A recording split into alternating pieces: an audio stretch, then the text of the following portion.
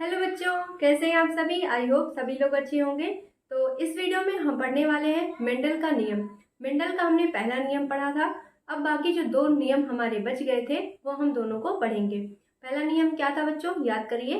पहला नियम क्या था, प्रभाविता का नियम। दूसरा नियम क्या है, यहाँ पर देखिए ऊपर लिखा हुआ है, कौन सा नियम है, पृथक्करण का नियम।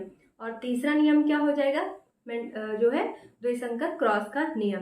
तो पहला नियम हमने कंप्लीट कर लिया है जो कि था प्रभाविता का नियम। अब इसमें हम पढ़ने वाले हैं पृथक्करण का नियम जो कि सेकंड वाला है। आई होप सारी वीडियोस आपको समझ में आ रही होंगी। आप अपना रिव्यू तो दिया करिए, आप लोग रिव्यू ही नहीं देते हैं। सारे वीडियोस आप लोग देखते हैं लेकिन आप लोग कुछ उसमें कमेंट ही नहीं करते, तो मुझे कैसे पता चलेगा कौन कौन पढ़ रहा है कौन कौन नहीं। तो सभी जितने भी बच्चे हैं आप लोग कमेंट जरूर किया करें, चाहे थम्स अप ही करें लेकिन जरूर करें। इससे ये होता है कि मुझे पता चलेगा कि आप में से कितने ऐसे बच्चे हैं जो एक्टिवली पढ़ रहे हैं। तो इससे मेरा भी थोड़ा मोटिवेशन बढ़ता है बच्चों।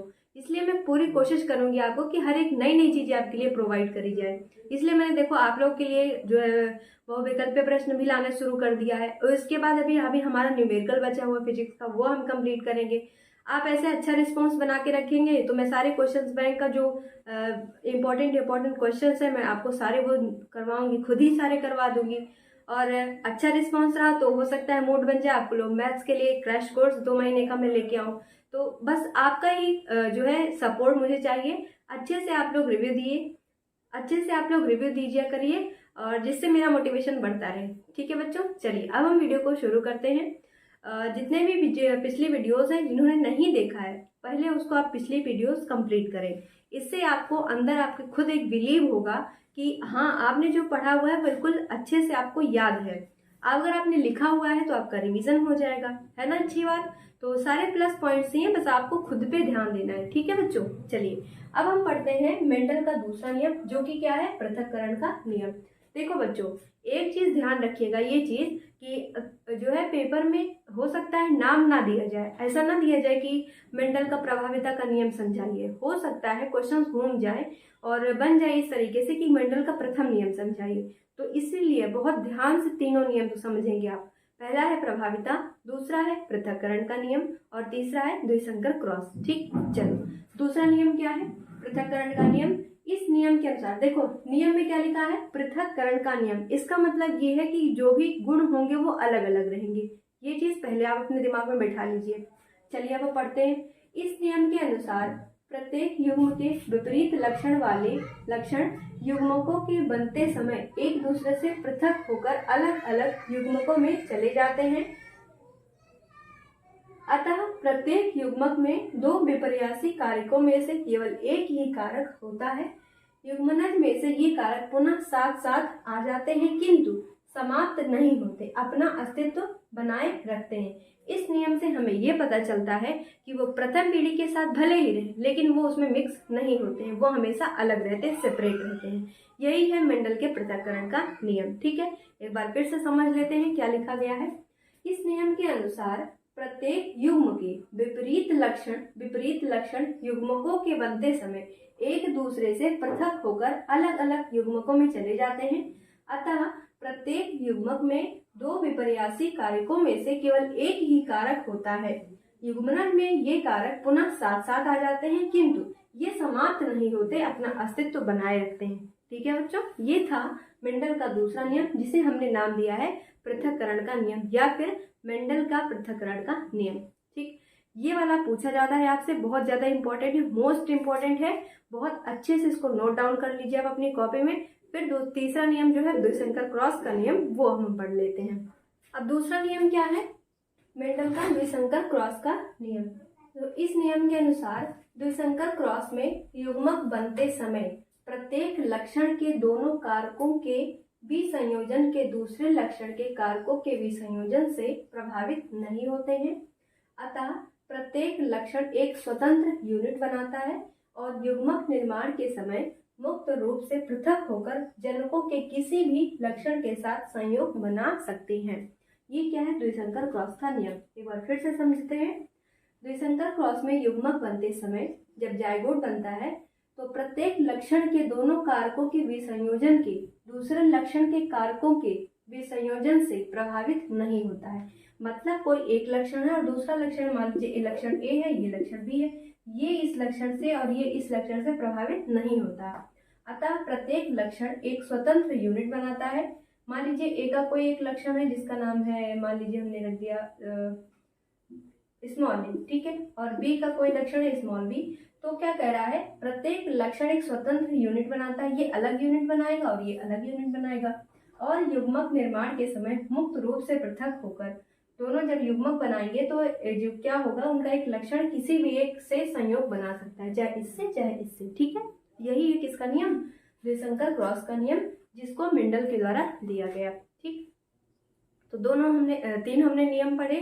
कौन कौन से नियम, एक बार फिर से रिवाइज कर लेते हैं। पहला था मेंडल का नियम, कौन सा, प्रभाविता का नियम। दूसरा था पृथक्करण का नियम, और तीसरा क्या हो गया, द्विसंकर क्रॉस का नियम। तीनों नियम आपने पढ़ लिया। अब ये जो चैप्टर है हमारा, ये जो है हद तक हमने कंप्लीट कर लिया है, ठीक है बच्चों। और अब हमें एक चीज़ और इसमें पढ़नी रह गई है, लिंग निर्धारण किस तरीके से होता है, हमें थोड़ा सा इसके बारे में समझना है। तो ये तीनों नियम आप अच्छे से पढ़ें, फिर उसके बाद अब चलिए लिंग निर्धारण को हम पढ़ते हैं। चलिए बच्चों देखिए, मनुष्यों में लिंग निर्धारण। तो सबसे पहले हमें ये जानना है कि मनुष्यों में कितने जोड़ी गुणसूत्र होते हैं। तो लिखिएगा कि 23 जोड़ी गुणसूत्र होते हैं। तो ये इन गुणसूत्रों को खोजा किसने, ये तो जानना जरूरी है ना। तो देखो 1905 ईस्वी में, कब, 1905 ईस्वी में दो वैज्ञानिक थे, विल्सन और स्टीवेंस। ये दो वैज्ञानिक थे जिन्होंने गुणसूत्र की खोज की। तो 1905 ईस्वी में गुणसूत्रों की खोज दो वैज्ञानिकों द्वारा की गई, स्टीवेंस और विल्सन के द्वारा 1905 में ये गुणसूत्र खोजे गए।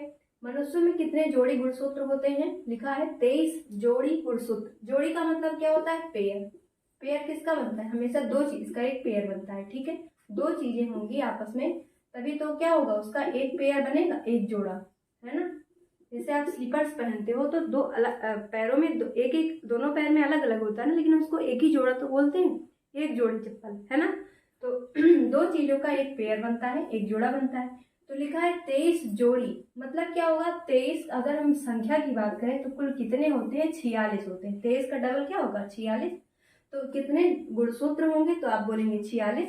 लेकिन अगर कहा जाए पेपर में कि कितने जोड़ी गुणसूत्र होते हैं, तब वहां पे आपको 23 आंसर करना है।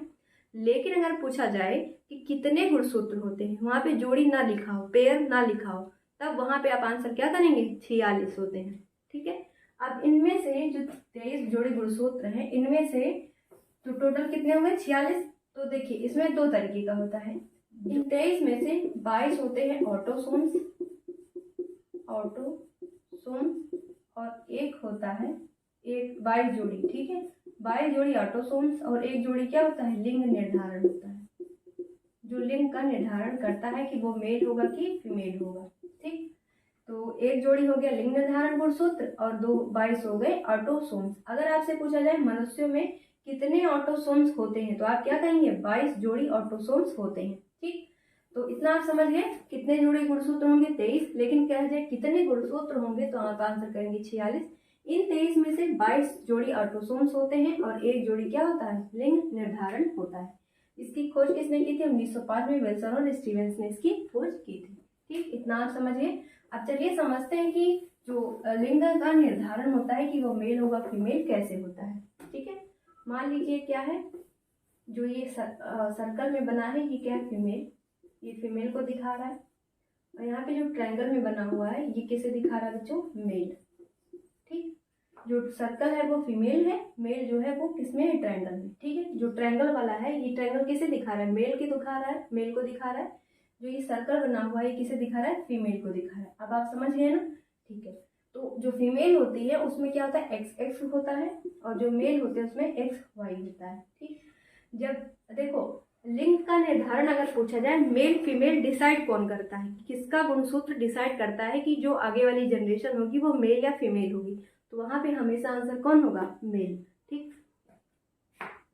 जो महिलाएं होती हैं उनमें केवल जो है एक्स एक्स होता है और पुरुषों में एक्स वाई होता है। अगर महिला का एक्स और पुरुष का एक्स दोनों मिल गया तो यहाँ पे क्या हो जाएगा, फीमेल जनरेशन होगी, ठीक। लेकिन अगर महिला का एक्स और पुरुष का वाई आपस में गुणसूत्र मिल गया तो कौन सी जनरेशन होगी, हमेशा मेल होगी, ठीक है, समझ गए। तो अगर अब देखिए यहाँ पे क्या है, महिलाओं में XX और पुरुषों में XY। महिला का X और पुरुष का X अगर मिलता है तो क्या होगा, हमेशा आगे फीमेल जनरेशन होगी। लेकिन अगर महिला का X और पुरुष का Y आपस में मिलता है तो क्या हो जाएगा, हमेशा एक मेल जनरेशन होगी। ठीक है, दोनों का लिंग निर्धारण ऐसे ही किया जाता है। तो आई होप आप लोग को समझ में आ गया होगा। कितने जोड़ी गुणसूत्र होते हैं, 23 जोड़ी गुणसूत्र होते हैं, जिसमें से 22 जोड़ी क्या होता है, ऑटोसोम्स होते हैं, और एक जोड़ी क्या होता है, लिंग निर्धारण के गुणसूत्र होते हैं। ठीक, तो समझ में आ गया होगा आप लोगों को। तो चलिए फिर वीडियो को हम यहाँ पे एंड करते हैं। फिर अगला जो चैप्टर है, नेक्स्ट चैप्टर, उसको हम पढ़ेंगे, जिसमें हम DNA वगैरह की बात करेंगे। ठीक है, तो चलिए फिर मिलते हैं अगले वीडियो में। वीडियो को आपको शेयर करना है और चैनल को सब्सक्राइब करना है। तब तक के लिए बाय बाय।